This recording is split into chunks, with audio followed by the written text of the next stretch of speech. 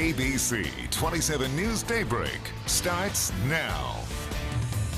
Good morning. Welcome to ABC 27 News Daybreak on this Tuesday at 6 o'clock. I'm James Crummell. And I'm Allie Lanyon. It is another steamy one across the mid-state.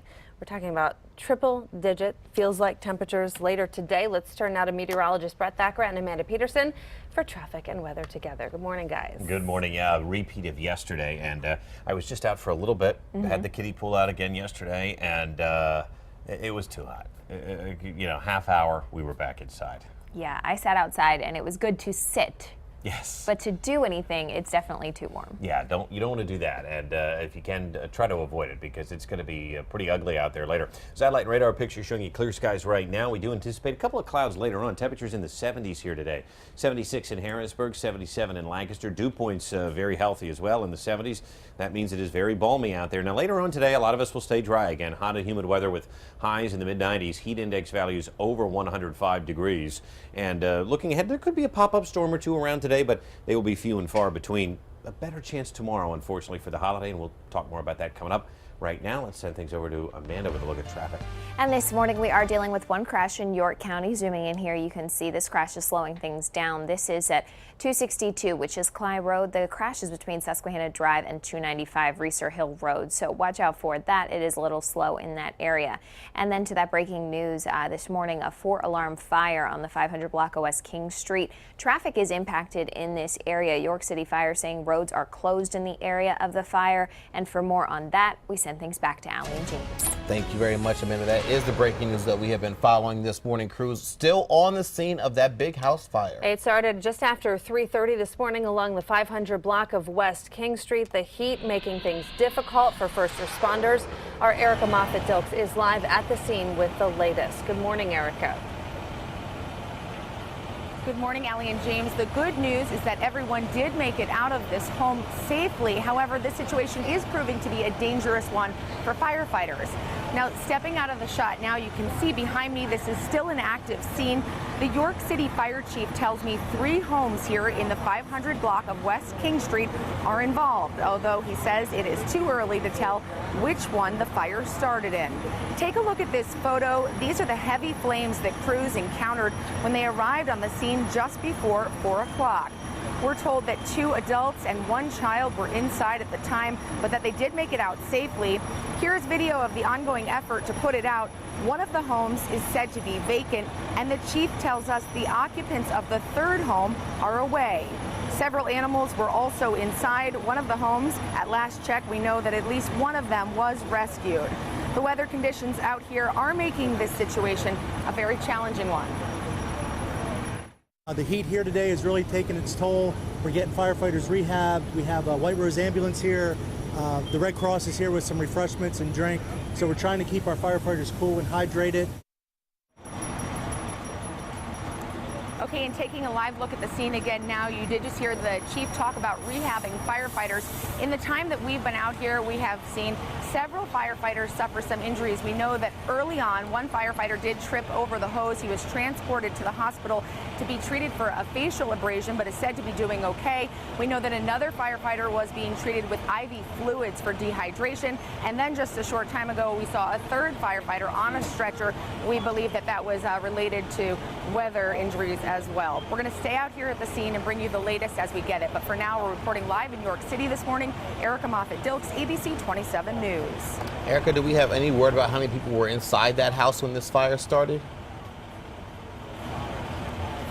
James, the good news is of the 3 homes, there were only 3 people inside, 2 adults and 1 child. They were said to have gotten out on their own safely, and those other 2 homes did not have anybody inside. The Red Cross is out here providing support.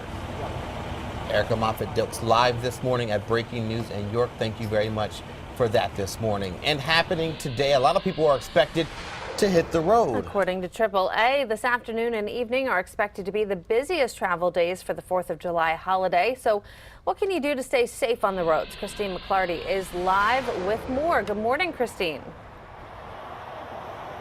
Good morning, Allie and James. We are right by 81, and right now it's moving along quickly, but that is not what AAA expects later this afternoon and this evening.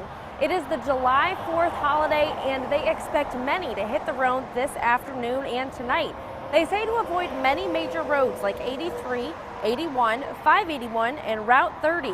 Those are expected to be very busy as Independence Day falls tomorrow, and it's giving people more flexibility for travel, and many are leaving today. Some safety tips from AAA if you're taking a long road trip. First of all, stay alert. Get enough sleep before the trip, 7 to 8 hours preferably the night before you hit the road. And when you're on the road, take a break every 100 miles or every 2 hours. This will help keep you alert, and your passengers will appreciate the breaks too, especially if you're traveling with pets. And most importantly, limit the distractions while you're behind the wheel. It's been a huge issue this year, past few years, but it's increasing every year. So even though you may have a hands-free device or in-vehicle technology, even though your hands are on the wheel, your eyes are on the road, you still have that mental distraction going on. So if you have passengers with you, it's a really good idea to designate someone to be your text messenger or your navigator while you're driving. I love that idea of designating a text message person while you're behind the wheel. But if you are driving alone, you can just pull to the side of the road or wait till you take your breaks. And for those that aren't traveling for July 4th, and for those that are, you can hit York and Cumberland counties for the cheapest gas prices. Working for you live in Susquehanna Township, Christine McClarty, ABC 27 News. All right, thank you, Christine, for that report this morning. A Harrisburg man died after a crash involving 3 trucks, which shut down I-81 in Lebanon County. 2 trucks were heading southbound on East Hanover Township yesterday afternoon when one of them hit another truck that had been broken down and was on the shoulder. 33-year-old Archimedes Flores of Harrisburg was the driver of the disabled truck. He was killed. Debris was scattered all over the road. 81 South was closed for close to 6 hours. And on I-81 southbound in Cumberland County, a 75-year-old man was killed last night. The coroner says a minivan crashed into the back of a disabled tractor trailer on the side of the road near exit 34. The truck driver was not injured. The man's name has not been released. New this morning, a man shocked by a Lancaster City police officer's taser has filed a lawsuit against the officer and the city's police department. In that lawsuit filed yesterday, 27-year-old Sean Williams claims he was racially profiled and that Lancaster officer Philip Burnett used excessive force. The incident happened last week. Police say they used the taser because Williams refused to listen, but Williams says he followed their directions. Williams is seeking $75,000 in damages. Lancaster police have not responded to a request for comment on the lawsuit. The incident is under investigation. Lancaster's mayor expressed concern after seeing video of that incident and says the case validates her push to get funding for body cameras for officers. While the state attorney general is working to speed up the release of a grand jury report on alleged child sexual abuse in 6 out of 8 of Pennsylvania's Catholic dioceses, another family is also hoping to freely tell their story. A lawsuit was filed yesterday against the Harrisburg Diocese and is intended to give the sisters in one family the ability to speak freely about what happened to them. The attorney representing the family says several sisters were molested by a priest back in the 80s. 2 of the women settled in the 90s, and with that settlement came a confidentiality agreement saying no one in the family can discuss what happened. Now 2 other sisters in the family who did not settle want to talk about the abuse. The Harrisburg Diocese released a statement saying it no longer enforces confidentiality agreements and the women are free to speak. Now to the latest on the 12 boys and their soccer coach trapped deep inside a flooded cave in Thailand. This morning, the work has begun to rescue the group. The 12 boys, ages 11 to 16, and their 25-year-old coach have been underground since June 23rd when floodwaters trapped them. They were found alive yesterday about 2 miles inside the cave complex. Now Thai authorities are considering how to get them out. They say one option is to coach the group to swim using special breathing masks. Meanwhile, on the surface, efforts to drain water from the cave continue, and teams are searching for possible alternate entrances or exits.